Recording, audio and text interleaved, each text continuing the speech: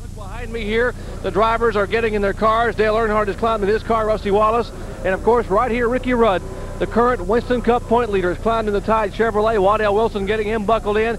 We're going to set to go racing the 22nd annual Winston 500. The drivers are eager for racing, as are you, and I'm tired of dancing. So let's get ready and have the big dance here at the big speedway. Bob? Well, everybody certainly is anxious to get this thing started. Benny, it has been a long 24 hours for a lot of people. And especially the drivers, Ned, because yesterday they were keyed up. The adrenaline was flowing. They were ready for the Winston 500. Now, 24 hours later, they're still ready, but the adrenaline has subsided somewhat. Now it's going to take about 30 or 40 laps to get that adrenaline flowing again. Well, we see Ernie Irvin buckling up in his car. He'll be on the pole position. And indeed, let's take a look now at the die-hard starting grid for today's Winston 500. Ernie Irvin will start from the pole, qualifying at 195.106. He is in the Kodak Film Chevrolet number 4. Harry Gant starts alongside. He's from Taylorsville, North Carolina, and driving the number 33 Skoal Bandit Oldsmobile.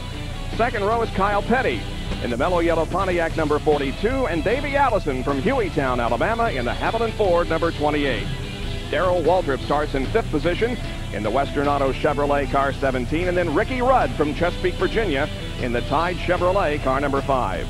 The number 2 Miller Genuine Draft Pontiac, driven by Rusty Wallace, will go from the 4th row. Alongside him will be Dale Earnhardt in the GM Goodwrench Chevrolet car 3. Bill Elliott starts in 9th position in the Coors Light Ford. He's from Dawsonville, Georgia, and then Lake Speed in the number 66 Trop Arctic Pontiac. He's from Jackson, Mississippi. The Budweiser Ford, driven by Jeff Bodine, starts 11th this afternoon, and the number 12 car of Hut Strickland, the Rebestis Brakes Buick, will start in 12th position. Rick Mast will go from 13th in the Skoal Classic Oldsmobile car number 1, flanked by Bobby Hamilton. The 8th row consists of Alan Kulwicki and Brett Bodine.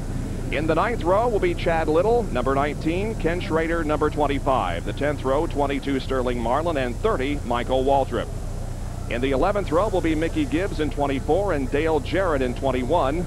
Row 12, Derry Cope in 10, Terry Labonte in 94. The 13th row, 47, Greg Sachs, 43, Richard Petty. The 14th row consists of Phil Barkdahl in 73 and Mark Martin in number 6. Going to row number 15 is Jimmy Spencer in 98 and Rick Wilson in number 8. Stanley Smith and Wally Dallenbach Jr. in cars 49 and 90 go from the 16th row.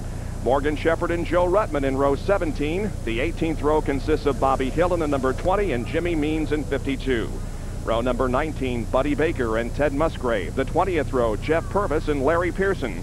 And starting in 41st position, taking a provisional to get into the field, number 71, Dave Marcus. And the sun is about to peek through. Believe it or not, there was a time that I thought I'd never see the sunshine again.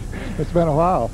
Man, I tell you, we rained about 3 inches here at the racetrack yesterday in about a 3-hour period. And as I said, it rained this morning, and it looked for a while as if we may not be able to get this race in. However, it looks good now as the cars are about to fire up. I heard some comment that Larry Pearson in the Kellogg's car had a dead battery, and I wonder if NASCAR is going to allow them to charge the battery, change the batteries, just exactly what mechanically these drivers can do to their cars, because Ned, the race never was started, was it? No, the green flag never fell, and so it was not officially started, but they certainly had certain rules that they went by as far as what they could do on pit road, and it did not include changing those kind of things, but I'm sure they didn't expect that type of situation, so who knows what they will be allowed to do.